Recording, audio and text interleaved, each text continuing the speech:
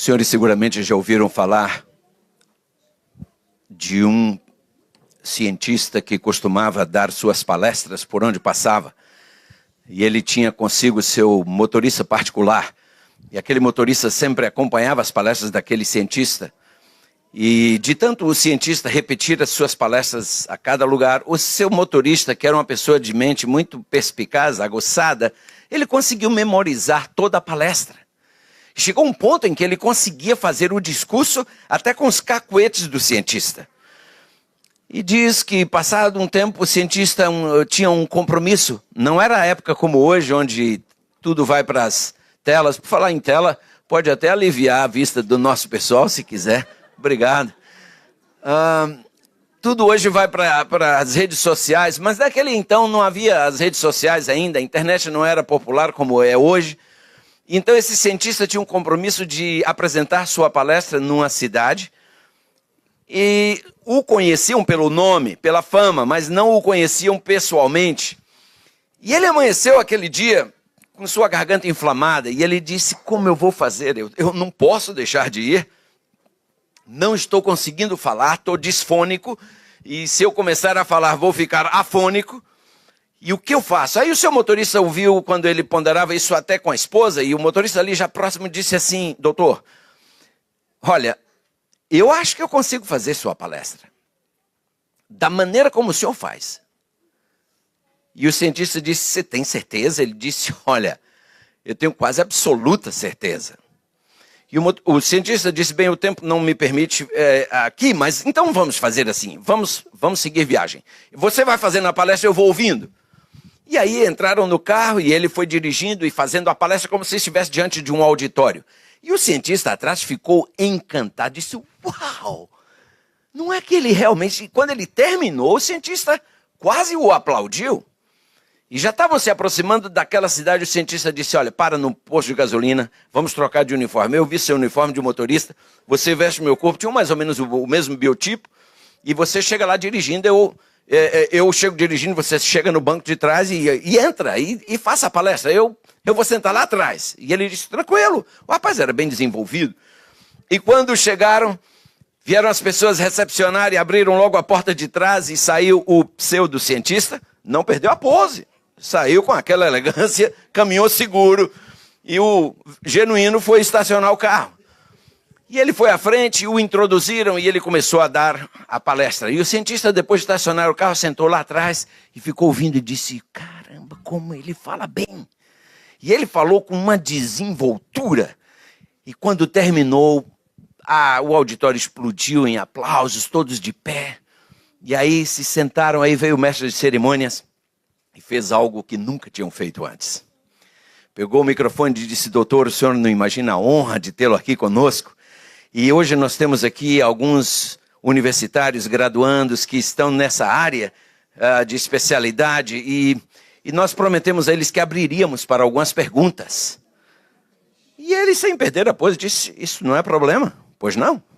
E aí abriram o microfone para um universitário que foi até o microfone e fez uma pergunta bem complexa. O cientista lá atrás se encolheu.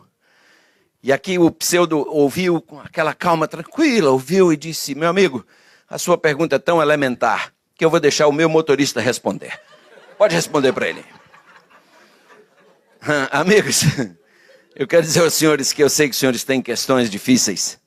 Eu não tenho a resposta, mas o meu motorista tem. Aquele que dirige a minha vida tem todas as respostas, tem todas as soluções. E é na mão dele que a gente se coloca agora. Foi-nos dito que falássemos aqui sobre a reforma. Claro que não se referia a Meire, não se referia à reforma protestante, da qual falamos hoje na lição, mas a reforma que é necessária acontecer entre nós. Falamos ontem à noite sobre o pequeno tempo de angústia e queremos falar nesse momento sobre esse tema, a sacudidura. Para alguns talvez é algo meio estranho até esse nome, sacudidura, mas eu convido você a abrir comigo sua Bíblia no livro de Amós. O profeta Amós é um dos profetas menores, e enquanto nós encontramos o texto, eu quero agradecer a presença da nossa simpática irmandade, dos nossos amados irmãos de Nova York, que hoje nos abrilhantam com a sua presença. Logo depois de Daniel, vem Oséias, Joel, aí vem Amós. É um livrinho pequeno, não é isso, dos profetas menores, que na maioria das vezes, por nós não o lermos com muita frequência, a gente tem até dificuldade de encontrá-lo. Amós, capítulo 9, versículo 9. O texto diz assim: porque eis que darei ordem, e farei o quê? Sacudirei a casa de Israel entre todas as nações, assim como se sacode grão no crivo, sem que caia na terra um só grão. Irmãos, é muito interessante, a gente na Bíblia encontra muitas expressões emprestadas da vida agrária da Palestina. Jesus, por exemplo, falou de campo, falou de semeadura, Jesus falou muitas vezes de frutos, Jesus falou de colheita. Então, a vida agrária palestina emprestava muitas figuras de linguagem que foram usadas nas Escrituras. E Deus manda uma mensagem para seu povo, por meio do profeta Amós, que era um homem também da agricultura. Amós, ele diz claramente: eu não sou profeta, nem filho de profeta. Eu era um boieiro, ou seja, eu era um vaqueiro, eu era um cowboy e um plantador de sicômoros, ou seja, um agricultor, quando Deus me chamou. Esse Deus nosso é extraordinário, não é, irmãos? Uau! Então veja, o nosso texto aqui está falando de peneiramento, de sacudidura. E eu penso que é muito importante que cada um de nós se lembre que estar na igreja não é garantia de salvação para ninguém. Tem muita gente que está na igreja, mas a igreja não está nele. Sabe, eu acho interessante quando eu leio as cartas às 7 igrejas. Tivemos o privilégio de visitar as 7 igrejas já por 2 vezes, levando nossos membros para conhecerem as ruínas daquelas cidades representadas por essas igrejas. Eu acho interessante que nas 6 primeiras igrejas, a gente encontra expressões mais assim, coletivas, usadas mais no coletivo. E expressões do tipo: eis que cedo venho, eis que venho sem demora. Mas quando você chega na última igreja, que é Laodiceia, a coisa sai do coletivo e vai para o pessoal.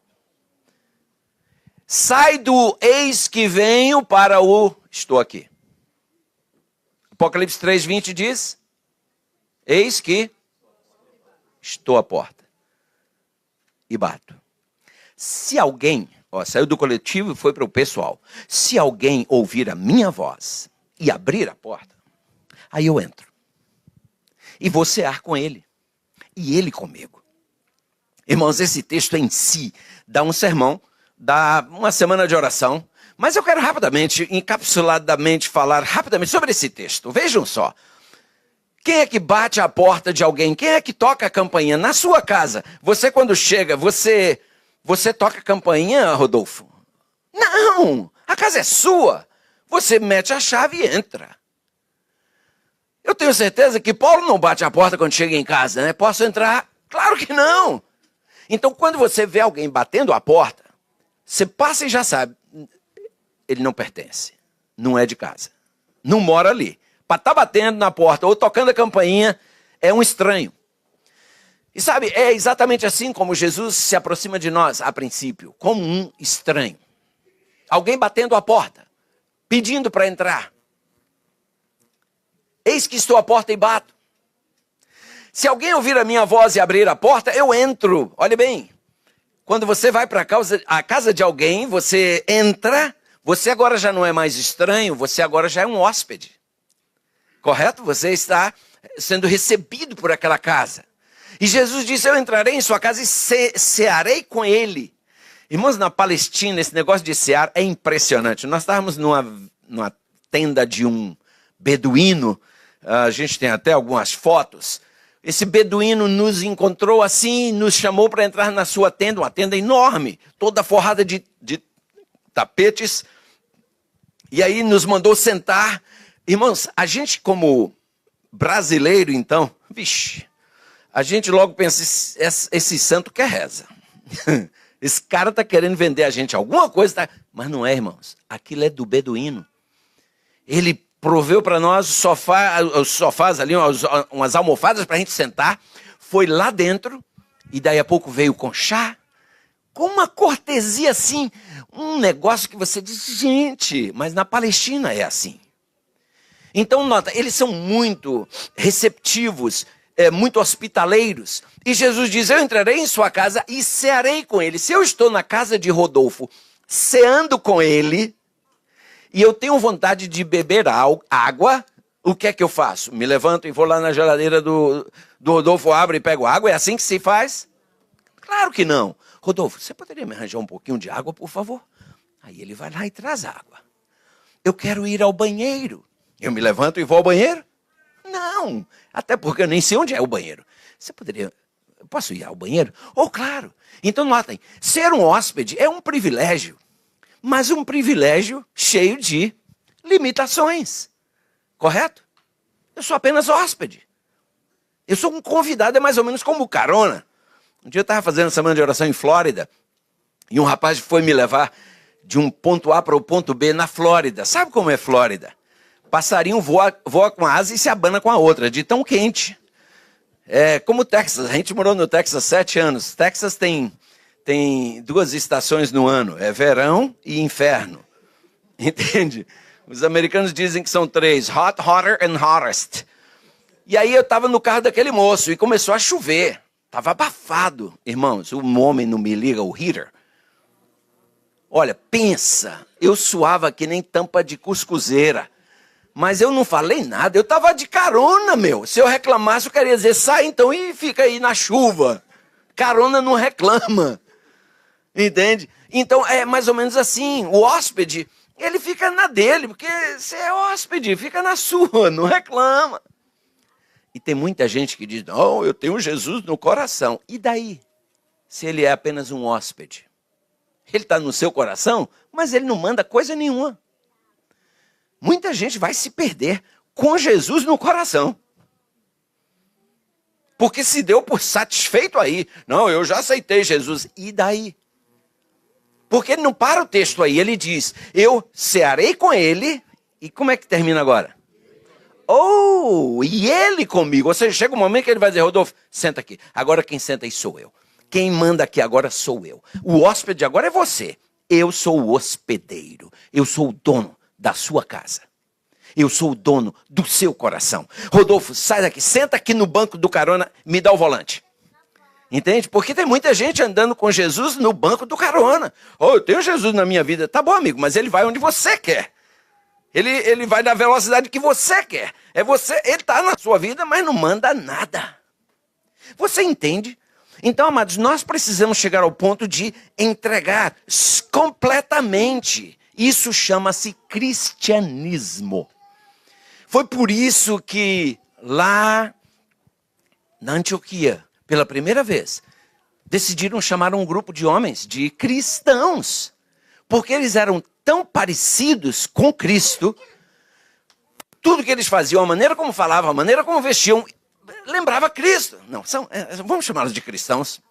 Agora eu pergunto, e hoje, irmão, será que a gente não está levando esse nome em vão? Sabem, o problema é que nós estamos muito confortáveis. Está tudo muito tranquilo para nós. Olha, a gente senta num banco desse, acolchoado. Irmãos, eu me lembro quando eu sentava nos bancos, que tinha até farpa. Quando a gente levantava, puxava fio na roupa. A gente ajoelhava, tinha que pegar uma lição de escola sabatina ou qualquer coisa para botar debaixo do joelho, porque o chão tinha pedregulho, feria o joelho. O tempo do desconforto, sabe? Aquele teto de amianto que você ficava lá debaixo assim, abanando. E hoje, irmãos, olha só. A gente ia a pé para a igreja. Irmãos, eu me lembro daqueles tempos difíceis. Minha mãe tinha um fogão na época em casa, era a pilha, sabia? O fogão da minha mãe tinha 2 pilhas. Uma pilha de lenha de um lado, outra pilha do outro lado. E assim funcionava o fogão dela, com 2 pilhas. Para você esquentar um leite, irmãos, demorava, porque a gente tinha que...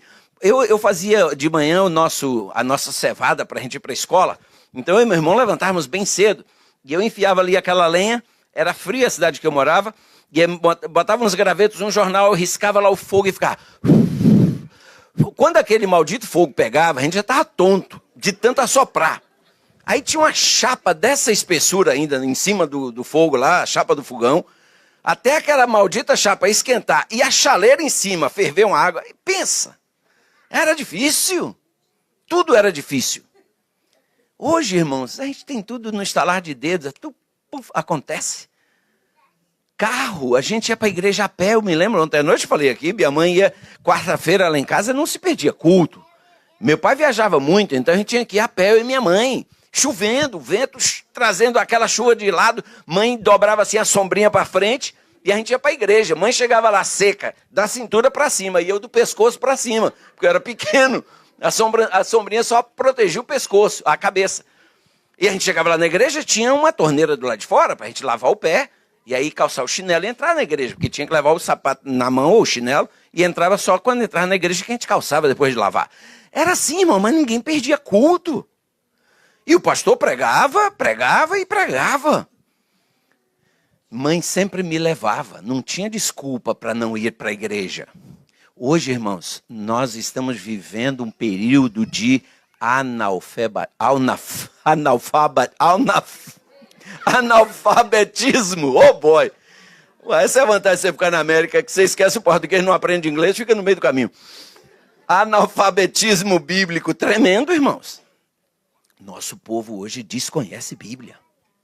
Nossas crianças sabem tudo da Disney, nada da Bíblia. E a gente acha engraçadinho. Lá em casa a gente não tem televisão. Meu filho é pastor em Idaho, na casa dele não tem televisão. A minha filha é enfermeira, agora mora na Flórida, na casa dela não tem televisão. E meus netos não têm acesso à internet, a iPad, iPhone, não tem. Sabe por quê, irmãos? O que chega primeiro aqui fica. A gente não tira fotocópia, a gente tira Xerox. Por quê? Foi a primeira que dominou o mercado de fotocópias. Mesmo o americano, Xerox. Não é isso? Em geral, no Brasil, não se compra lâmina de barbear, se compra Gillette. Por quê? Foi a primeira que dominou o mercado. Ficou.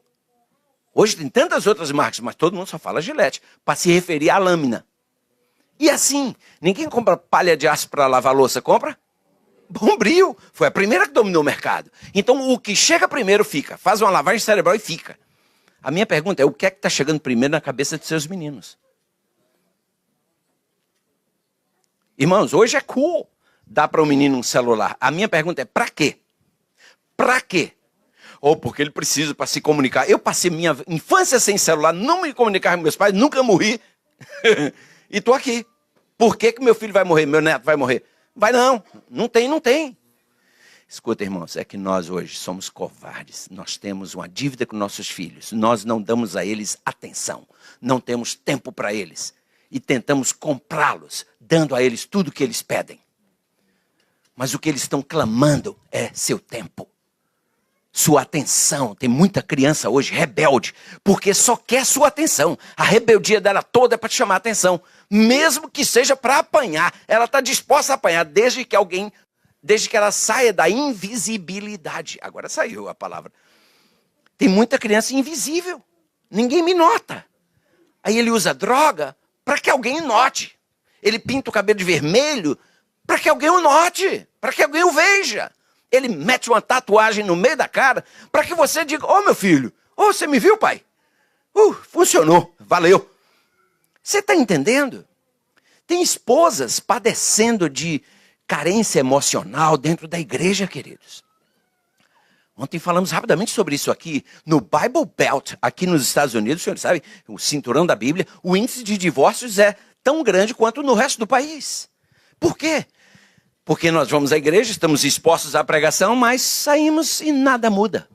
Uma irmã ia saindo da igreja, descendo a escadaria, o culto tinha acabado de encerrar e veio chegando o irmão atrasado. E aí disse para a irmã que ia descendo, o sermão acabou? A irmã disse, não. Oh, mas está todo mundo saindo. Ela disse, não, o pastor já parou de pregar, mas o sermão não acabou. Nós estamos indo vivê-lo agora. O pastor apenas acabou de pregar, mas o sermão não acabou. O pior, irmãos, é que na maioria das vezes o sermão acaba quando o pastor para de falar. Sabe? A gente já entra numa outra esfera. A gente já começa a bater papo, isso aqui vira uma sala de reuniões. Outro dia eu chamei a minha igreja a atenção, irmãos. Nós temos, a cada sábado, eu disse aqui, uns 400 membros lá dentro. E eu disse, já 2 sábados, eu digo, irmãos, eu me sinto envergonhado quando eu tenho que vir aqui à frente e pedir vocês para serem reverentes. Me faz mal, porque isso é o óbvio. Não era suposto alguém ter que vir aqui pedir silêncio. Afinal de contas, o Senhor está no seu santo templo. Mas sabem, pais, eu quando vejo crianças correndo dentro da igreja, eu já sei, em casa não fazem culto. E se fizesse, a criança saberia ser reverente. Para mim, não me venha com conversa. Não. Na sua casa não há culto. Se houvesse, seu menino saberia como se comporta na presença de Deus. Irmãos, nós precisamos usar uma palavrinha chamada não. Infelizmente, essa palavra hoje, só quem tem muita coragem para usar. E eu estou falando até de pastores. Nós, pastores, estamos nos tornando uma classe de gente medrosa. Porque nós queremos like. A gente quer tapinha nas costas. A gente quer convite para aniversário, para isso, para aquilo. Então a gente fica aí passando a mão na cabeça, açucarando, diluindo o evangelho. Irmãos, Deus vai pedir conta disso. Sabe, eu quando falo, Deus vai me pedir conta da minha ação, não da sua reação. Como você vai reagir? Problema seu com Deus. Nós ouvimos o Rubem falar da vizinha lá, né? Que ele foi lá, botou o folheto lá, ou algo, a mensagem, e ela reagiu. Ele está livre perante Deus, né? Estão lembrados de Ezequiel 3, 17 a 19? Filho do homem, eu te dei por atalaia sobre a casa de Israel. Tu os avisaras da minha parte. Agora, quando tu avisares o ímpio, né? Se tu não avisares e ele morrer na sua iniquidade, eu vou cobrar o sangue dele de você. Agora, se você avisou e ele não quis, meu amigo, agora o problema é com ele. Você lavou sua mão. Então é isso. Deus vai me cobrar pela minha ação, não é pela sua reação. Eu pastoreei uma igreja, irmãos, que, enfrentei barra. Essa linda mulher que eu tenho ia para o banheiro chorar. Porque eu era insultado, agredido com palavras. Mas eu fiquei firme. Eu dizia para eles, o que eu estou fazendo aqui é o que Deus manda. E quando Deus manda, eu obedeço e deixo com ele o resultado. E aquela era uma igreja, irmãos, que tinha um crescimento muito apático, se poderíamos chamar de crescimento, porque às vezes não é nem crescimento, é só uma mudança, transferência de membro, que vem do Brasil. E algumas igrejas dizem, então crescem coisa nenhuma. É inchaço, não é crescimento. E aí começamos a fazer as coisas como Deus manda. O que aconteceu? Tivemos que vender aquele templo onde estávamos e comprar uma igreja de verdade, porque não cabia mais. E hoje está lá uma grande igreja, pela graça de Deus. Sabem, queridos, a igreja de Deus vai passar por momentos muito especiais. Há na igreja muita gente que está ocupando o lugar de gente sincera. Tem muito fruto estragado que vai cair. A sacudidura é isso. Eu trabalhei no colégio interno desde 1973, quando eu fui para o Edessa, lá no Espírito Santo. E eu aprendi no colégio interno a manusear uma peneira, onde a gente peneirava o feijão, peneirava o arroz, jogava para cima assim e assoprava, como esse moço ali está fazendo. Entende? Quando você faz esse movimento e assopra, vai a palha, vai o grão murcho. Quando você sacode aqui, o grão que também está, ele vai passar o grão mirrado, a gente fala assim lá em Minas Gerais, ele vai passar pelo buraco da peneira e no final vai ficar na peneira só o grão saudável, o bom. E amados, é isso aí que Deus fará com a sua igreja. Sabe, eu digo sempre, irmãos, tem gente que é bem-vindo para a igreja, tem gente que é bem-ido. Tem gente que é bem-ido. Tem gente criador de problema. Você senta, conversa, explica, aconselha, mas não tem jeito. Aí um dia ele se revolta e diz, eu vou embora. Você é bem-ido. A gente não fala assim, né? Mas que a gente pensa, eu confesso. Vai em paz. Porque onde chega dá problema também. Eu tenho observado. Saíram os jovens da minha igreja porque diziam que eu era muito duro. Ok, foram para outra igreja onde o pastor é mais mole do que gelatina. E hoje não estão lá também, estão no mundo. Uma casada com outra mulher, a outra apostatada. Então eu pensei, o problema não está na nossa igreja. Até porque, irmãos, eu não prego nada de mim, eu procuro pregar o que Deus manda. E eu deixo com ele o resultado. Eu não tenho um compromisso com simpatia, com popularidade, não tenho. Ontem eu falei aqui de novo, já me perguntaram, pastor, você tem canal? Eu tenho 2, na verdade. Um no dente aqui, outro do outro lado. Entende? Mas fora isso, não tenho canal coisa nenhuma, não estou muito preocupado. Eu aplaudo quem tem, acho bonito, mas, sabe, eu posso ser tentado a querer like depois e ficar adocicando o que Deus manda pregar. Olha o que diz a serva do Senhor. Nós estamos no tempo da sacudidura, irmãos. Tempo em que cada coisa que pode ser sacudida, sacudir-se-á. O Senhor não desculpará os que conhecem a verdade, se não obedecem a seus mandamentos por palavra e ação. Esse é um outro detalhe, por palavra e ação. Uma vez eu falava com alguém numa igreja onde eu pastoreava, e falava sobre a vestimenta, sobre os adornos, e essa pessoa me disse, pastor, o senhor não conhece o meu coração, só Deus conhece. Eu falei, não, eu também conheço. Como você conhece? Eu falei, o exterior revela o que está dentro. Entendeu? Eu nunca tive que arrancar um pé de limão para examinar a raiz para saber que ele é pé de limão. Eu só olhei a fruta que ele produziu. É limão. Não precisa ser um cientista da NASA. Então, a minha aparência exterior fala muito do meu interior. Eu não sei se você já entrou num avião com o piloto, com a metade do cabelo verde, a outra metade vermelha, cheio de tatuagens, com a calça caindo lá no meio, né, e andando com aquelas pernas assim, parecendo que tá bêbado, indo para a cabine, e você dizendo, ei, gente boa, vamos nessa, você vai? Eu pulo fora. Ah, não, esse piloto aí, tô fora. Esse cara não tá bem. Mas claro que não tá bem. Você já foi a um banco depositar seu suado dinheiro? E lá está o gerente jogado para trás numa cadeira, com 2 pés em cima da mesa, fumando um charutão, cheio de tatuagem. Olha, por favor, não estou aqui zombando quem tem tatuagem, não. Eu estou falando que tem alguma coisa que não está legal. Agora, felizmente, irmãos, alguns fizeram isso quando não estavam legais e hoje se converteram. Aleluia! Outro dia um chegou para mim, um jovem que eu conheci na igreja, saiu, agora voltou com uma tatuagem no braço e outra no outro. E chegou na igreja de camisa manga comprida, num calor. E eu disse, brother, quando eu abracei, que a camisa subiu um pouquinho, eu entendi. Mas abracei, segurei firme. Aí ele disse, pastorzão, olha o que eu fiz. Aí suspendeu, eu falei assim, brother, qual o problema? Deus pode te perdoar. Só é você pedir perdão. Porque quando o pecado é reconhecido, confessado e abandonado, ele é perdoado e esquecido. Então, brother, por favor, nem precisa botar manga longa não, venha de manga curta. A gente aceita. Irmãos, vejam bem, outro dia preguei sobre isso na minha igreja. A ovelha extraviada, queridos, o bom pastor, ele vai à busca dela. E a Bíblia diz que ele a encontra. E só volta depois que a encontra. Quando Davi foi encontrar seus irmãos lá no campo de batalha, e Saul estava ali, e aquele Golias enfrentando o pessoal, Davi disse assim, olha, falando para Saul, olha, eu cuido das ovelhas do meu pai, quando um leão pega uma, eu vou atrás dele. Ah, vou.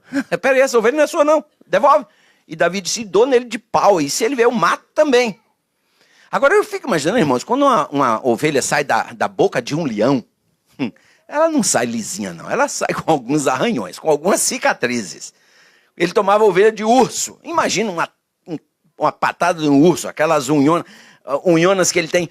Essa ovelha vinha toda arranhada, toda machucada. Mas o pastor a pegava, levava de volta, cuidava dela.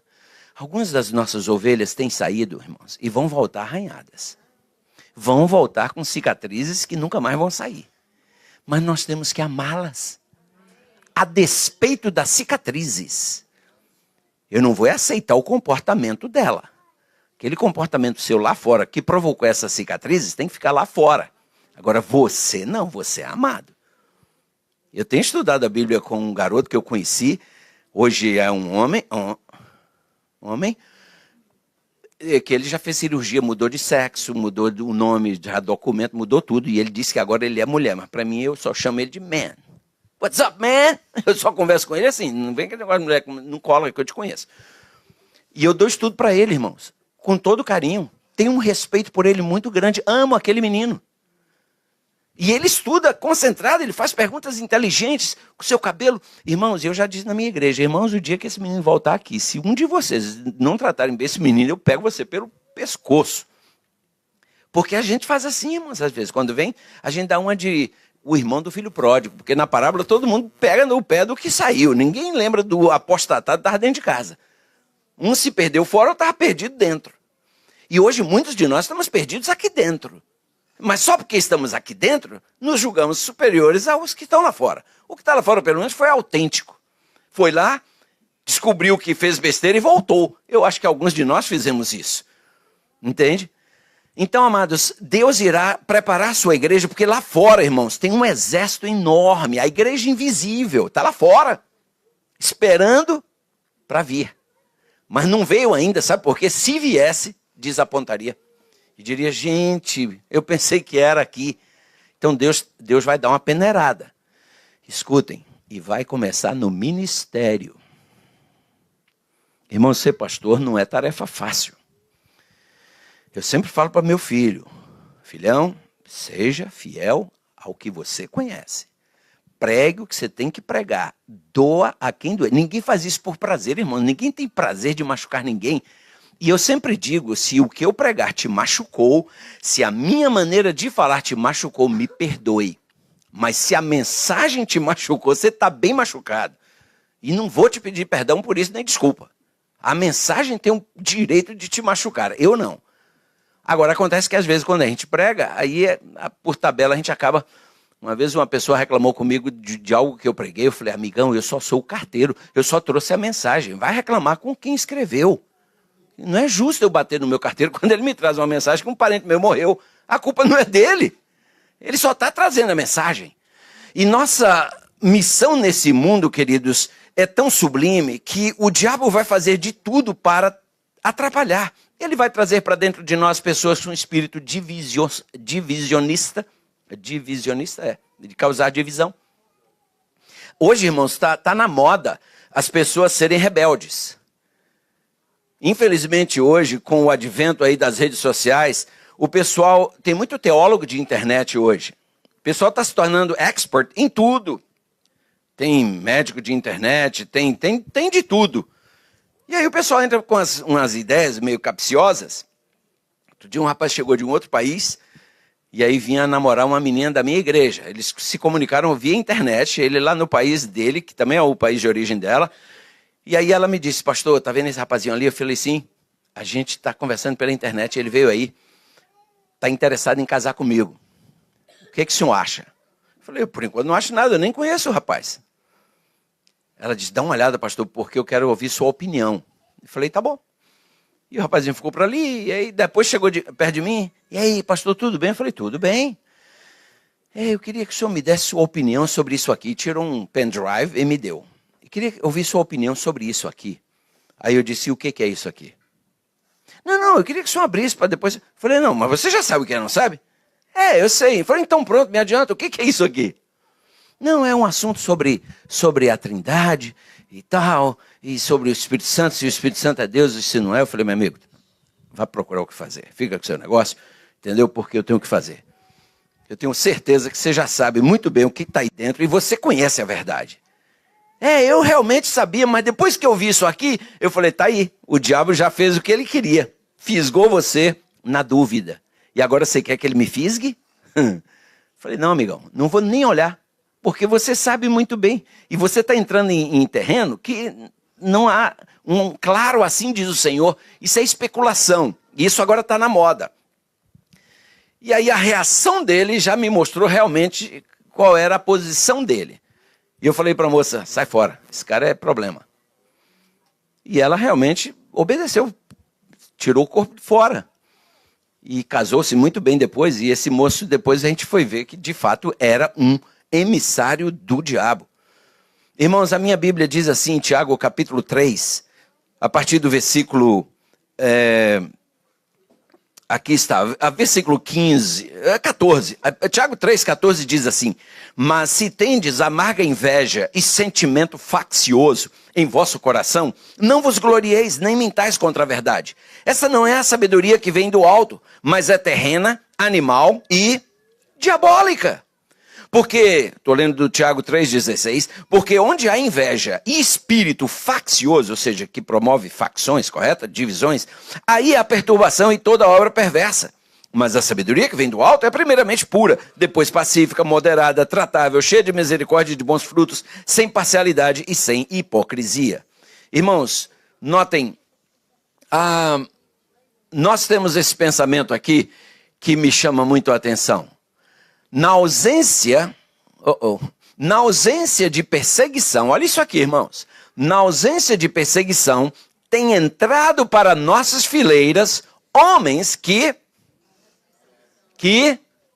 parecem sãos, de inquestionável cristianismo. Peraí, será que é isso? De inquestionável cristianismo, mas que, caso surgisse a perseguição, sairiam do nosso meio. Às vezes a gente se empolga muito rápido com quem chega, porque fala bem, canta bem, prega bem, a gente já diz, uau, é a pessoa. Isso é mais ou menos como a igreja quando está procurando um pastor. Pastor bom é pastor que faz semana de oração. Porque ele chega aqui com o suprassumo dos seus sermões, em uma semana ele apresenta o melhor que tem, encanta todo mundo, aí todo mundo diz, esse é o pastor. Eu quero ver ele dirigindo uma comissão, eu quero ver ele visitando, eu quero ver ele dando estudos bíblicos, eu quero ver como ele lida com conflitos, eu quero ver para saber se é um bom pastor. E por isso é importante, irmãos, que a igreja confie aos líderes que estão tratando de assuntos como troca de pastor, porque a gente vai fundo, a gente conversa, a gente busca informações que você não tem. Claro que a igreja deve ter seu input, claro. Hoje em dia está meio complicado esse negócio, sabe, irmãos? Nós hoje estamos num momento bem sensível quando o assunto é liderança na igreja. Mas isso é um assunto para outro dia. O conflito decisivo, queridos, que nós teremos que enfrentar terá a ver com os mandamentos de Deus versus mandamentos de homens. Amados, nesse tempo da sacudidura, o ouro vai ser separado da escória. Ah, sim, irmãos. O grão saudável vai ser separado do grão doentio. E claro, o joio será separado do trigo. Ellen White, inclusive, diz assim, ela fala, o trabalho que a igreja tem deixado de fazer em tempo de paz e prosperidade, olha para isso, irmãos, ela terá que realizar em tempo de crise, sob as circunstâncias mais desanimadoras e difíceis. Amados, nossas igrejas têm se tornado verdadeiros clubes. Alguém canta à frente, todo mundo bate palma. Isso é coisa de clube, isso não é coisa de igreja. Com todo respeito, se você acha que está ok, eu respeito, mas não concordo e provo biblicamente. Porque amém a gente já não fala mais. Não sei por quê. Na minha igreja, de vez em quando, eu faço uma pausa e digo, irmãos, aqui caberia um amém. Para ver se a igreja descobre que horas é que fala amém. Porque quando você fala amém, você está dizendo, eu concordo, tenho o meu aval, entende? E uma pessoa canta, eu quando digo amém, eu digo, Senhor, se eu tivesse voz, eu teria feito isso aí. Como eu não tenho, Senhor, eu pego carona aí, amém, entendeu? Me dá uma carona nessa voz e no espírito. Não é só voz, irmãos.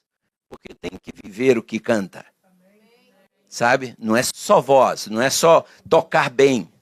Nós temos tido alguns problemas, às vezes, por onde eu passo, onde a gente diz, não. Outro dia eu tive que falar para um indivíduo que foi pastor, e já não é. Irmãos, paremos com essa mania de chamar pastor quem não é mais. Se o indivíduo foi mandado embora da organização, ele perdeu esse privilégio de ser chamado pastor. Porque é um privilégio. E privilégio é um negócio que você tem que praticar milhares de atos para você conquistar. Reputação é assim. Você pratica milhares de atos para conquistar, mas basta um para você perder. Então, ande no fio da navalha. Quem é líder espiritual, irmãos, tem que andar no fio da navalha. A gente não pode brincar. E tem muita gente brincando. Sabe? A igreja costuma confiar no que o líder que está à frente está falando. Uma irmã, quando desabafa com um líder espiritual, ela está confiando. Mas tem gente que se aproveita, às vezes, de um momento de fragilidade e tira vantagens. Daí vem os escândalos. Se essa pessoa não tem comunhão com Deus, ela pode ter o título que ela tiver, pode ter a posição que tiver. Se não tem comunhão com Deus, é um perigo. Irmãos, quando alguém canta aqui à frente e eu bato palmas, eu estou dizendo, você é bom mesmo, Rodolfo. Iha! Você é o cara, meu. Isso aqui não tem lugar na igreja, irmãos. Porque ele vai sair daqui, meu, abafei. Aí amanhã ele canta de novo e ninguém bate palma, ele sai deprimido da igreja. Acho que hoje eu pisei na bola, o pessoal nem bateu palma, o que será que eu fiz errado? Irmãos, nunca batam palma para pregador nenhum. Para cantor nenhum, para quem toca nada, não batam palmas. Porque isso é coisa de quem tem uma adoração antropocêntrica, voltada para o homem. Tem muita igreja por aí que tem cantor cantando para a galera. E cantor não vem aqui à frente para cantar para a galera, ele vem aqui cantar para Deus. Em nome da congregação. Ele está apresentando um louvor. Aqui não tem, irmãos, nós apresentando algo para vocês. Aqui temos nós apresentando um culto para Ele. Nós só estamos em posições diferentes, mas todos estamos oferecendo um culto. E só temos duas formas de culto. Ou aceitável ou inaceitável. Só temos duas ofertas. A de Abel ou a de Caim. Não tem uma terceira. Entende? Então não tem esse negócio de eu estar aqui preocupado em agradar você que está aí. Eu não estou aqui para te agradar aí. Nós estamos aqui para agradar nosso Deus lá em cima. Então, a Bíblia diz, o profeta Amós, diz, afasta de mim, Deus fala através dele, o estrépito dos teus cânticos, porque não ouvirei a melodia dos teus instrumentos. Então, antes de você vir tocar, antes de você vir cantar, esteja com Deus, para que ao você cantar, você possa sumir no processo e Deus aparecer. Que você seja só o preguinho no qual a foto de Jesus é de pendurada. Sabe? E você sai daqui, quando todo mundo diz amém, você sabe, falaram para Deus, não foi para mim. Entende? E se falou amém, amém. Se não falou, amém do mesmo jeito. Por quê? Eu não fiz para você, eu fiz para Deus. Tenho minhas limitações. Então, entendeu? Eu não puxo a glória para mim. E não subo no pedestal. Porque hoje, irmãos, tem muita gente tratando até pastores como celebridades. Outro dia eu fui pregar numa igreja, alguém me pediu para dar um autógrafo. Eu falei, peraí, autógrafo? Quem sou eu para dar autógrafo? Que negócio é esse? Estranho. E tá assim o negócio. Então, a gente tem que tomar cuidado, irmão, sabe por quê? Nós viemos lá de fora, alguns de nós, e lá nós tínhamos nossos ídolos. Aí chegamos aqui e começamos também a eleger ídolo. Se for o pastor fulano que for pregar, eu vou. Mas se for o irmãozinho Beltrano, vou nada. Eu vou lá para ouvir irmão. Escute, o poder não está no mensageiro, o poder está aí na mensagem. Eu era departamental na Bahia e fui uma vez visitar o sertão baiano com o pastor. Ele tinha 22 igrejas. Entramos num Fiat 147. Só quem é do meu tempo para saber o que é isso. Entendeu? Pegamos uma estradinha de costelinha assim, irmãos. Aquilo afrouxava até os parafusos da ideia. Entende? Quando a gente chegou lá onde a gente foi, longe, pensa onde o vento faz a curva e deixa o lixo. Foi lá que a gente foi. Aí ficamos numa choupana lá de uns irmãos, carinhosamente nos cederam um espaço, e aí a irmã chegou e, pastor, seu lugar é aqui. Eu falei, opa, que maravilha. E ela abriu a cortina assim, e tinha uma esteira no chão, e tinha um cachorro deitado já, esquentando o lugar para mim, claro. O único problema é que quando eu deitei, o danado estava cheio de pulga, irmãos, e foi, ao invés de levar as pulgas, ele deixou. Só foi isso minha reclamação, o resto estava beleza. E aí nós fomos, aí o pastor disse, irmã, vocês receberam minha mensagem? Aquele que o pastor manda o negócio pela carta e, sabe, vai. Não, pastor, a gente não recebeu, o correio não entregou nada aqui. Eu tinha escrito dizendo que eu ia estar aqui com o pastor da associação. Pastor, não, a gente não recebeu. E quem é que prega amanhã? É sábado. Isso era sexta-noite que a gente chegou, já de tardezinha. Não, amanhã é o irmão Fidelcino. Eu nunca esqueci o nome. Fidelcino. Como é que você esquece o nome desse? Aí chegamos na igreja, estava lá o irmão Fidelcino. E aí o ancião falou para o pastor que não sabia que a gente ia estar, mas que, claro, nunca tinha ido lá alguém da associação. Aí, não, o pastor vai pregar. Eu falei, peraí, irmãos. Aí chamei o irmão Fidelcino. Irmão, o senhor preparou o seu sermão? Preparei, pastor, eu preparei. Ele tinha botado já um quadro negro, irmãos, ali em pé. Você vê que ele se preparou. Eu falei, então o senhor vai pregar. Não, eu falei, o senhor vai pregar. O senhor vai pregar, sabe porque eu também sou ovelha. Eu preciso ser alimentado. E o poder não está no mensageiro, está na mensagem. Se o senhor orou, se preparou, Deus tem alguma coisa para falar comigo e eu vou sentar e vou ouvir o senhor. Não, pastor. Eu falei, eu falo à tarde, eu falo à noite, eu falo amanhã, eu falo qualquer hora, mas hoje eu quero ouvir o senhor e o senhor vai pregar, irmão. Não estou sugerindo, não. O senhor vai, eu vou sentar. E sentei, irmãos. E o irmão Fidelcino foi pregar. Olha o título do sermão. O zero. O zero. Já me chamou. Eu falei, uau, nunca pensei em fazer um sermão sobre o zero. E o irmão Fidelcino começou.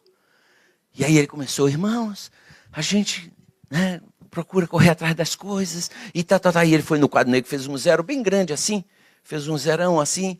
E aí ele escreveu ali móveis, imóveis, automóveis, as coisas que a gente corre atrás. E depois fez um outro zero lá e foi desenvolvendo o sermão dele. E lá no final, depois dele botar 6 zeros, ele botou um número 1 bem grandão assim. Irmãos, esse número 1 é Jesus. É. E a igreja ficou assim. E ele disse, irmãos, quanto é que vale aquele número 1 lá atrás? Os irmãos já estavam tudo perdidos de tanto zero, ninguém sabia mais. Aí ele falou, vale só 1, irmãos, que esse zero daqui tudo não conta. E é assim que Jesus está na nossa vida, o valor dele é esse. Porque a gente põe tudo primeiro, nossos interesses, Jesus por último. Agora, aí ele pegou um apagador, apagou Jesus de lá e botou Jesus cá na frente. Ó, irmão, se a gente botar Jesus primeiro... E agora, irmãos, também os irmãos não sabiam, era muito simples. Tinha 1 milhão, eram 6 zeros. Só, irmãos, tudo depende da posição de Jesus. Olha, irmãos, que sermão que eu ia perder. Você entende? Queridos, Deus fala através de jumenta. Não estou comparando com o irmão, claro, mas entenda, por favor. Tem nada a ver, o irmão é uma bênção. Mas Deus pode falar com você e comigo através de qualquer coisa. Paremos. Ô, irmãos, eu outro dia contei a experiência de um bêbado me ensinando a ser pastor. Agora foi recente. Um bêbado me ensinou a ser pastor, lá em Brockton. Eu cheguei na igreja, e aí era culto de quarta-feira. Eu vim entrando, parei meu carro do outro lado da rua, que era o estacionamento da outra igreja que a gente tinha. Atravessei a rua para entrar e tinha sentado na calçada. Quando eu estacionei o carro, eu vi 3 bêbados sentados na calçada conversando, com a mão no ombro assim, hein? Todo mundo se apoiando. Aí, quando eu estacionei o carro, eu vi que um se levantou e foi em direção à igreja. Foi na hora que eu também vim. E aí ele perguntou para a pessoa que estava no portão, cuidando da porta ali, se o pastor estava. Aí a pessoa disse, o pastor acabou de chegar. Eu falei, sou eu, posso ajudá-lo? Aí ele disse, sim, pastor. Tá vendo lá aquele moço ali? Sim, estava uma senhora, o outro e ele. Ele disse, aquele senhor ali, a minha esposa está ali com ele. Ele quase se jogou debaixo do carro.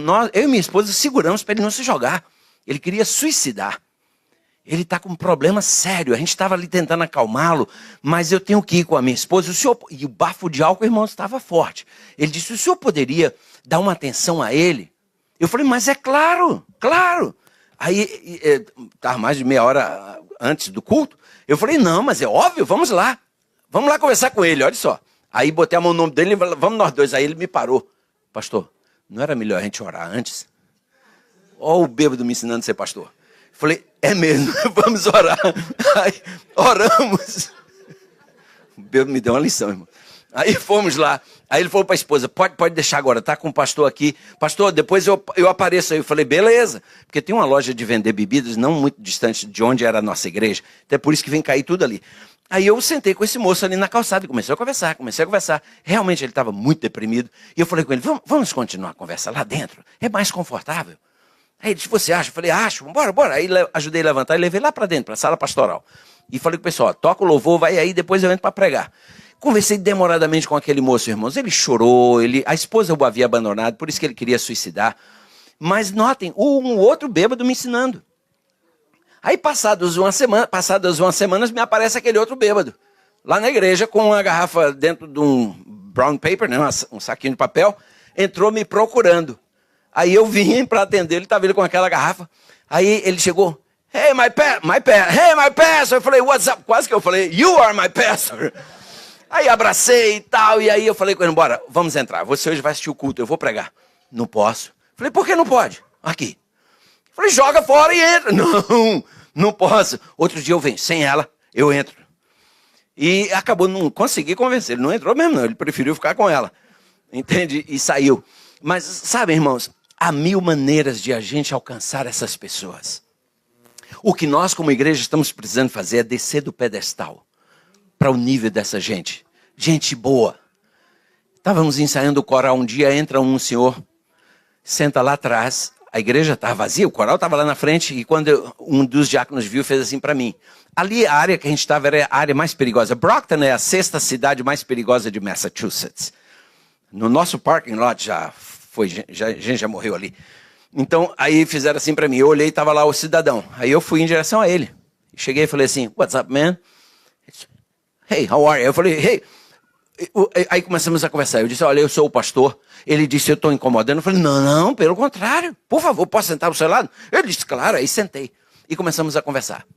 Botei a mão no ombro dele, um rapaz novo ainda. E cheirando álcool misturado com cigarro, aquele cheiro comum. E aí eu disse a ele, vamos lá, vamos mais para frente para você ouvir o coral mais de perto. Aí ele disse, eu posso ficar aqui? Eu falei, pode, se você prefere. Aí ele começou a chorar. Ele disse, olha, eu ia passando, eu ouvi o coral e eu entrei. Pastor, eu sou filho de pastor. Olha onde eu estou. E aí chorou, e aí eu botei a mão no ombro, deixei ele fazer um pouquinho de desabafo e aí conversamos. E eu disse a ele, brother,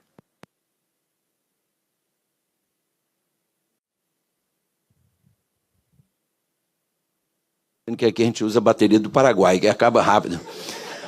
Aí eu falei assim, oh, brother, nunca é tarde para voltar. Nisso uma irmã ia passando assim e ofereceu ele uma garrafa com água e ele tomou. E aí conversamos bastante. Depois ele disse, pastor, eu tenho que ir. Agradeça aquela irmã pela água. Eu falei, claro. E aí ele foi e disse, eu prometo, eu volto um dia. Nunca mais voltou. Mas alguma coisa ficou, uma sementinha ficou. Nós como igreja, irmãos, nós precisamos entender que nós temos um papel aqui na terra. E esse papel é ser as pernas de Jesus, os olhos de Jesus, a voz de Jesus, os braços de Jesus. É o que a gente está precisando. Mas acontece que nós estamos um pouquinho fora de sintonia, queridos. Nós estamos num momento em que as oportunidades que nós estamos tendo, nós não estamos usando e nós vamos ter que usá-las num momento bem difícil. Estão lembrados de quando Jesus estava com seus discípulos e ele pregou um sermão? São João, abra comigo São João 6, verso 60. Mary disse que eu tinha só 1h30 para pregar. Já tem quantas horas, Mary? Tem... Irmãos, a gente entra numa sinagoga, eu acho que você já visitou a sinagoga não tem relógio, porque judeu sabe que o sábado dele é todo comprometido com Deus, então ele não tem nenhum outro compromisso, ele nem tem relógio, não carrega relógio no sábado, mas não é nosso caso ainda, né? João 6, versículo 60, olha o que diz na minha Bíblia aqui, eu acho que na sua talvez diga a mesma coisa. Talvez com palavras um pouquinho diferentes, dependendo da tradução. João 6, verso 60 diz assim, muitos, pois, dos seus discípulos, ouvindo isso, disseram, duro é esse discurso, quem o pode ouvir? Verso 66, diz assim, desde então, muitos dos seus discípulos tornaram para trás e já não andavam com ele. Irmãos, olhem que coisa impressionante. A mensagem que Jesus estava pregando era uma mensagem contracultural. Era uma mensagem não simpática, porém salvífica. E esses homens, quando ouvem essa mensagem, eles dizem, mas esse discurso é muito duro, essa mensagem é muito dura. Amados, Jesus não disse assim, pessoal, desculpa aí, eu não tinha intenção de ser tão duro assim, foi mal. Peraí, deixa eu misturar um pouquinho aqui, né? Vamos falar mais só do amor e tal. Não. Jesus se vira para eles, aí vão embora aqueles, ficam os discípulos. Jesus disse, e vocês? Não querem ir também? Aproveita a promoção, vão. Não, Jesus, para quem a gente vai? Irmãos, o genuíno não vai. Não vai. A minha Bíblia diz assim: nos deixaram porque não eram dos nossos. Se fossem dos nossos, não teriam nos deixado. Eu cresci nessa igreja vendo coisas, ouvindo coisas, passando por coisas. Mas essa é a igreja de Deus. Diz um documento medieval, a igreja é como a arca de Noé. Se não fosse o dilúvio lá fora, não daria para a gente aguentar o mau cheiro aqui dentro. E é isso aí. É isso aí. Imagina a arca de Noé. Imagina. Tinha porco espinho lá dentro, irmãos. Tinha burro coiceiro lá dentro. Tinha boi que dava chifrada. Tinha de tudo. Mas era o único lugar seguro. Lá fora tinha água. Lá fora morre. Então deixou aguentar aqui dentro. Tem esse negócio de dizer, não, eu vou embora porque... Meu amigo, vai embora porque você é mufino. Entendeu? Tem gente na igreja que ajuda a gente a orar mais. Tem irmão que eu digo, esse irmão é uma bênção, me faz orar muito. Entende? Tem situações que nos ajudam a desenvolver musculatura espiritual. Assim como no casamento, a gente tem que desenvolver musculatura emocional às vezes. Não tem dia que você dá vontade de pegar assim pelo pescoço? Mas depois passa, entende? Então segura que passa. Irmãos, casamento é uma bênção, viu? Casamento, escuta bem, casamento não é uma Disney World. Casamento é uma ferramenta de salvação. Deus criou o casamento, não foi para fazer a gente feliz, irmãos. Foi para fazer a gente santo. O objetivo do casamento é te santificar, não é te fazer feliz o tempo todo. Cabe um amenzinho aí?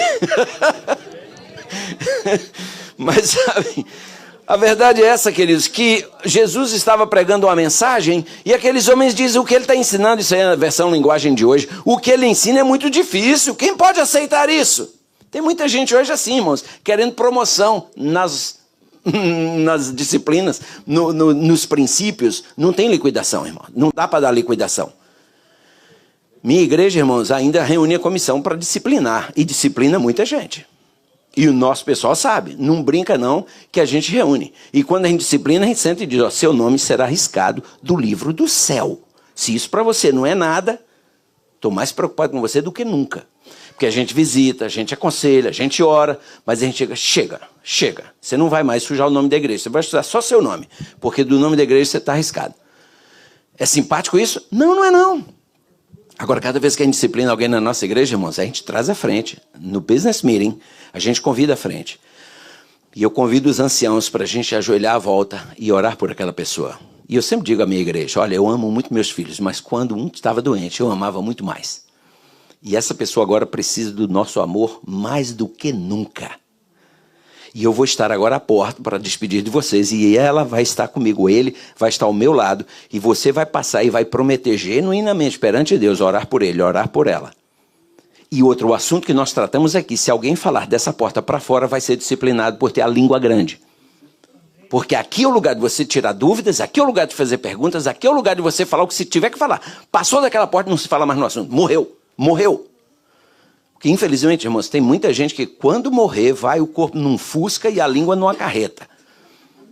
Mas a gente deixa. Sabe por que tem linguarudo na igreja? Porque tem orelhão também. Tem gente que gosta de ouvir. Só tem fofoqueiro porque tem quem gosta de ouvir fofoca. E o que ouve é tão ruim quanto o que fala. E não se iluda não, quem fala de mim para você, vai falar de você para mim. Então não entra nessa de que, não, tá falando mal de mim para você, tá rindo, ele da manhã vai estar falando de você para mim. Então sai de perto, não dê ouvidos. Nós estamos vivendo em dias muito, muito especiais, queridos, que nós precisamos apertar o passo. Laodiceia, somos nós. É o período que nós estamos vivendo, período da igreja. Mas você sabia que o nome Laodiceia significa um povo sob julgamento? E é exatamente isso que nós somos, um povo sob julgamento. Nós estamos sendo julgados, queridos, o julgamento está em andamento. E lendo o livro Eventos Finais, a página 131, encontrei isso aqui. Perguntei qual o sentido da sacudidura que eu acabava de presenciar. Foi-me mostrado que ela havia sido causada pelo claro testemunho motivado pelo conselho da testemunha fiel aos laodiceanos.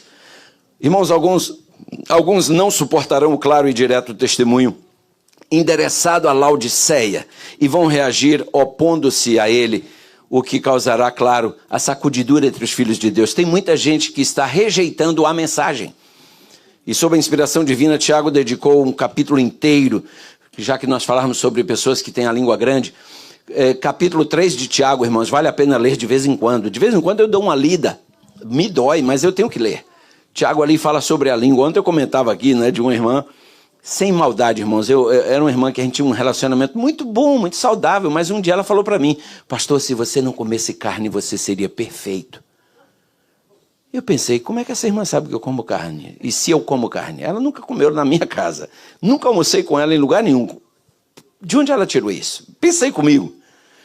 Mas quando ela disse, se o senhor não comesse carne, o senhor seria perfeito, eu falei, irmã, interessante, não tem um verso na Bíblia que fala que quem não come carne é perfeito, mas tem um verso que fala que quem controla a sua língua, esse é perfeito. E é isso mesmo. A gente tem que cuidar, irmãos, com a nossa língua. Tomemos cuidado. Jesus disse que pelas nossas palavras seremos julgados, pelas nossas palavras seremos condenados. Tem muita gente sofrendo, irmãos, por causa da língua de alguém. E às vezes as pessoas falam o que nem sabem. A pessoa acha a bola quicando e chuta, sem imaginar a vidraça que vai quebrar. Antes de chutar, pense. Uma vez chegaram para mim numa igreja que eu pastoreava e me disseram assim, pastor, tem que disciplinar a filha do irmão fulano. E o pai também. Falei, uau, por quê? Porque ela está grávida e foi ele. Falei, o quê? E quem me falava isso era um ancião que era da polícia. Eu falei assim, irmão, o senhor tem certeza do que o senhor está falando? Eu tenho. Falei, ok. Porque eu vou chamar o homem. E o homem era um armário, irmãos, 2x4. Eu falei, eu vou chamar o irmão e eu vou dizer a ele que foi você que me disse. Você segura? Não, peraí. Quem me falou foi a irmã fulana. Falei, então chama a irmã fulana, porque eu vou chamar o irmão e vou dizer que foi você que me disse. Já que é a irmã fulana, eu vou ter que dizer que foi ela. Chama a irmã fulana. Ele logo tirou o braço da seringa. Chamou a irmã. Aí eu falei, irmã, começa a conversa. Não, porque não sei o quê. Eu falei, tá bom, irmã, agora escute. Eu vou chamar o irmão fulano e a filha e vou dizer que foi você que me disse. Não, quem me falou foi fulana. Eu falei, chama a fulana. Olha só, irmãos. Irmãos, no final, ninguém sabia de nada. Eu fui visitar a moça, conversei com ela. Ela realmente já estava ficando com a barriga avolumada. E eu sentei com ela, numa conversa boa, assim, descontraída. E eu disse, filha, o que aconteceu? Ela disse, pastor, desculpa, eu traí meu Jesus. Eu falei, você se importaria só de me dizer se com quem você se relacionou? É alguém ligado à nossa igreja ou alguém de fora? Não, pastor, é um colega da minha escola. Eu falei, ok, você não precisa declinar mais nada, detalhe nenhum, eu só queria saber. Eu só queria saber se tinha fundamento. E ninguém melhor do que ela para saber quem foi. Resumindo, irmãos, pela graça de Deus, nós a disciplinamos, tratamos com amor, com respeito, carinho. Essa moça passou a sua disciplina, ganhou neném, foi rebatizada e até o dia que eu saí daquele distrito ficou firme. Mas olha a confusão que a gente teria arrumado se fosse na direção do... foi ele, eu vou chamar. Não, peraí. Então toma muito cuidado com o que te falam. Nunca julgue alguém pelo que os outros falam dele ou dela, mas pelo que ele ou ela falam dos outros. Sempre que a gente assume uma nova igreja, vem os bem-intencionados. Pastor, o senhor está chegando agora, eu quero que o senhor conheça a igreja, aquele irmão ali, eu digo, pode parar, irmão. Sabe por quê? Eu já estou começando a conhecer você. Eu digo, olha, eu não julgo ninguém pelo que os outros falam dele, eu julgo pelo que ele fala dos outros. Então eu estou começando a julgar o senhor. Aí na hora trava. Para com isso. Deixa eu conhecer cada um. Porque é ruim quando alguém pinta o outro para você. Por mais que você resista, você vai olhar e... será que é? Será que não é? É melhor não saber de nada. Porque aí você trata, né, livremente e abertamente. Queridos, como eu gostaria que a gente tivesse mais tempo. Não são poucos, queridos, aqueles que têm permitido, às vezes, que suas línguas funcionem a serviço de Satanás. Lucas 17, 1 e 2 nos fala claramente que é impossível não virem escândalos, mas ai daquele por quem os escândalos vierem. Amados, um dos estratagemas que Satanás usará no processo de sacudidura também será a introdução de falsos ensinos, falsas doutrinas por parte de pregadores inescrupulosos. Outro dia chamaram alguém para pregar numa igreja que está sob minha supervisão. E aí, quando eu soube, eu liguei para o pastor que está cuidando daquela igreja. Eu disse, pastor, você conhece as credenciais desse pregador? Não, eu já ouvi dizer. Pastor, toma muito cuidado com quem vai ao púlpito.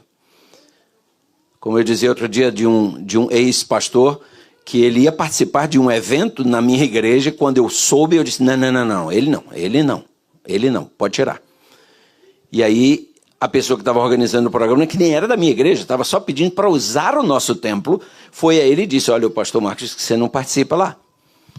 E aí, terminou o evento, que eu assisti o evento, estava lá presente, terminou tudo, e aí esse indivíduo vem a mim e diz assim, hoje me senti indigno de entrar aqui. Eu falei, por quê? É porque o senhor falou que eu não posso vir à frente. Eu falei, não, isso aí eu falei e garanto, você não pode mesmo não. E eu falei, não precisa se sentir indigno. Do primeiro banco até o último é para sãos, doentes, mancos e aleijados. Então você pode sentar em qualquer banco que você quiser. Agora aqui à frente é para gente especial. Então eu não posso ir aí? Eu falei, não, pode não. Por quê? Porque você fez isso. Ponto final. Não vem. Agora, irmãos, pensa que isso é simpático? Não é não. Isso tem um preço. Mas eu tenho um compromisso com meu Deus, irmãos. Essa igreja é a menina dos olhos dele. Eu sempre zelei muito quando o assunto era quem ia namorar minha filha. Não foi qualquer um que foi chegando. Não, peraí, tem diretoria aqui. Agora imagina a minha igreja, irmãos. Eu não entrego o púlpito da minha igreja para qualquer um, não. Tenho que conhecer suas credenciais. Por quê? Porque o que vai sair daqui, irmãos, vai afetar positiva ou negativamente a minha igreja. De vez em quando alguém me liga, oi pastor, estamos fazendo uma turnê aqui pela América, os cantores, né? E tal, eu queria passar pela sua igreja. Eu digo, manda para mim um videozinho aí seu, um negócio qualquer para eu te conhecer. Deixa eu ver como é que você se veste, como é que você canta. Manda aí. Aí me mandam. Eu olho e digo, não, amigão, pode passar. A gente deixa, passa. Ah, mas eu cantei na igreja e tal. Eu falei, ok, volta a cantar lá de novo, mas aqui pode passar. Aqui não. Irmãos, igreja não é lugar de show. Eu sou de um tempo que a gente cantava para louvar a Deus, não era para vender CD, nem para vender música, era para louvar a Deus. Agora, as coisas estão mudando, irmãos, mas acontece que nós temos que botar o pé no freio, o quanto podemos. A minha Bíblia diz em Provérbios 29:18 que não havendo profecia, o povo se corrompe. E como vocês sabem, irmãos, eu acho interessante, e eu já estou afunilando agora para aterrissar, viu, irmãos? Não se preocupem, não. Existem, acho que todo mundo sabe disso, existem pelo menos 24 satélites que circulam o nosso planeta a uma distância aproximadamente de 12 mil milhas, ou seja, uns 19 mil quilômetros no espaço. Eles ficam girando aí e nós temos hoje à nossa disposição um dispositivo fantástico chamado GPS. O GPS, para ele te dar as coordenadas exatas para o lugar que você está indo, você sabia que ele se utiliza de 3 satélites? O GPS, quando você põe ali as coordenadas, ele contacta com 3 satélites. Os 3 coordenam as informações e manda de volta o endereço certinho como chegar lá. 3 satélites. E você não erra. Bom, pelo menos, às vezes, né? É legal quando eu estou com minha esposa, irmãos, e a mulher do GPS fala uma coisa e ela fala outra. Eu digo, já não basta uma, agora tem que ter 2. 2 mulheres mandando um homem é complicado. Mas, irmãos amados, eu tenho usado um GPS para dirigir a minha igreja. E olhem, não falha. Esse GPS, ele entra em contato direto com 3 fontes, irmãos. Manual da igreja. O outro satélite que esse GPS se utiliza dele é a Bíblia. E o outro satélite é o Espírito de profecia. Amados, uma igreja que é guiada em cima desse tripé, Bíblia, Espírito de profecia e Manual da igreja, meus amados, não erra. Não tem como errar. Pastoreei uma igreja onde a gente começou a tomar algumas medidas. A igreja estava meio à vontade demais. E a gente começou a puxar. Cheguei lá, tinha um louvorzão que eu dizia...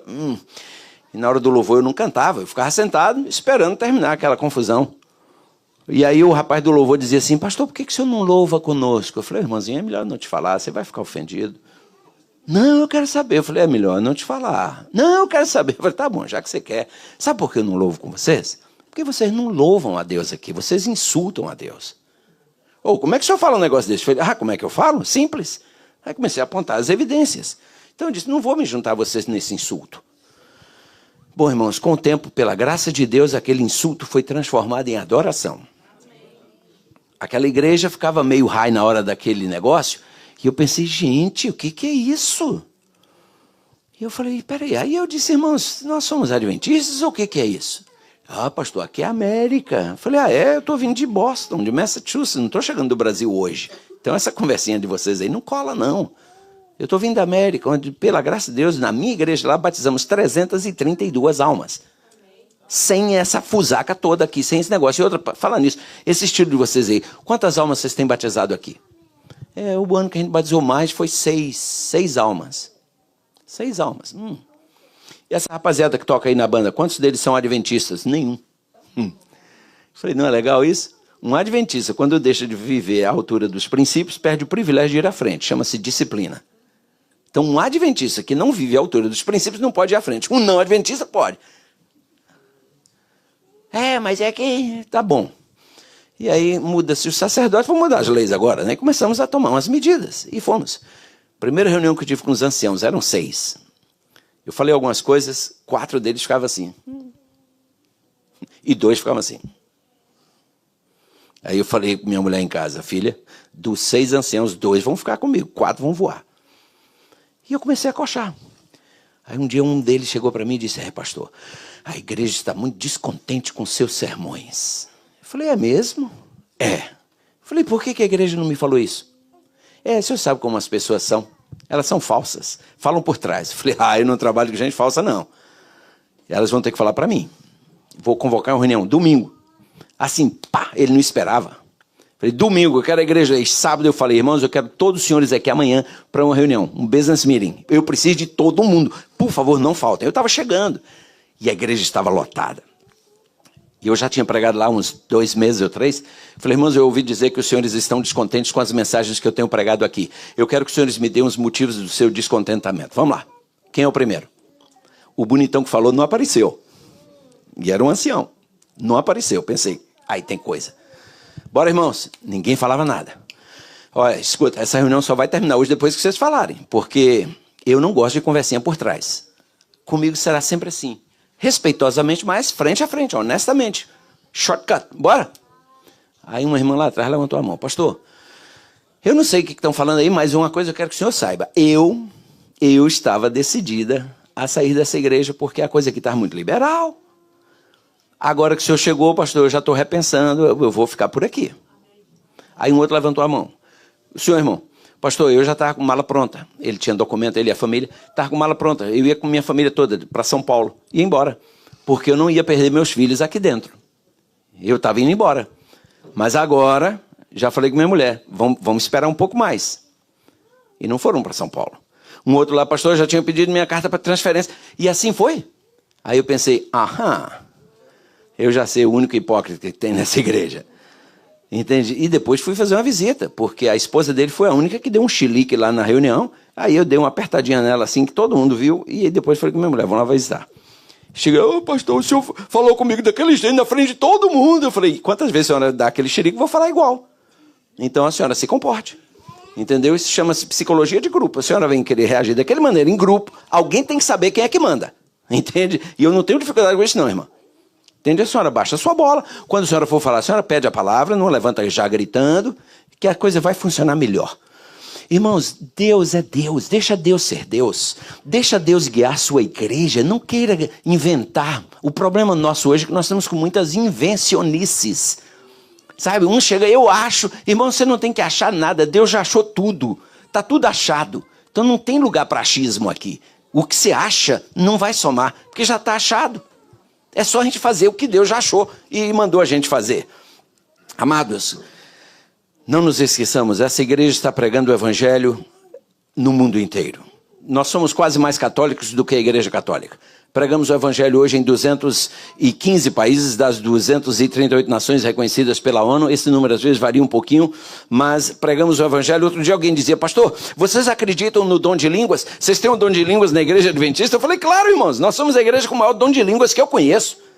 Oh, como assim? Eu falei: a gente só não bate a cabeça na parede e fala um monte de coisa que ninguém entende. Mas a gente prega o evangelho em 915 idiomas e dialetos. Então nós temos o dom de língua. Vamos lá, sua igreja prega o evangelho em quantos idiomas? Vamos lá, ele nem sabia. Eu digo: então, fique sabendo, a igreja tem dom de línguas, é a igreja adventista do sétimo dia. Pregamos o evangelho pela graça de Deus, irmãos, em 914 línguas e idiomas. Nós pregamos no mundo inteiro. E amado, louva ao meu Deus por essa igreja ser o que ela é. Uma igreja mundial. E um outro efeito da sacudidura, irmãos, será, lamentavelmente, a queda de líderes que não se consagram a Deus. Os jornais estão aí de quando em quando, infelizmente, trazendo notícias muito tristes de líderes que não têm consagrado suas vidas a Deus e têm trazido muito sofrimento para essa igreja. Por isso eu te suplico em nome de Jesus, ore pelos seus líderes, mas também mantenha-os, como dizem no inglês, accountable. Cobre de nós, irmãos. O sistema adventista, outro dia eu tive que falar isso para um líder na nossa organização. O sistema adventista não é papal. No sistema papal, quem manda é o Papa, e ninguém discute. Nosso sistema não é episcopal. Quem manda no sistema episcopal é o bispo, e ninguém discute. Nosso sistema não é congregacional. Quem manda no sistema congregacional é o pastor, ele é o dono da igreja, é um business dele. Então ele manda. O sistema adventista não é nenhum desses três. O sistema adventista, queridos, é representativo. No sistema adventista a pirâmide não está assim, irmãos. Ela está assim, ó, de cabeça para baixo, amém? A pessoa menos importante no sistema adventista é o líder. Quem é importante é a igreja. Quem é que escolhe a liderança? Quem escolhe o presidente da associação geral e os demais líderes? É a igreja reunida. Quem escolhe o presidente da sua conferência, da sua associação? É a igreja. Então, irmãos, por favor, no sistema adventista quem manda é a igreja. Nós trabalhamos em comissões a nível local. É a comissão quem decide. Essa semana alguém me pediu a posição sobre um assunto. Eu digo: irmão, vamos reunir a comissão vai dizer o que será feito. Agora, cabe ao líder da comissão esclarecer para a igreja o que Deus fala, através da Bíblia, Espírito para o manual da igreja. Aqui está o que Deus diz. O que é que vocês decidem? Porque a comissão precisa estar bem orientada. Nunca deixe que o seu pastor fale e faça coisas que você sabe que não estão alinhadas com o querer de Deus. Mantenha-nos responsáveis. Cobre-nos. Ore por nós, nós oramos por você e assim juntos nós seguimos. Para frente e para cima, irmãos, sem atalhos, sem curvas, sem gracinhas. Que Deus nos ajude, porque o tempo demanda, a nossa oportunidade está acabando, irmãos, e nós precisamos aproveitar esses minutos que nos restam, pregando o evangelho. Não percamos essa oportunidade.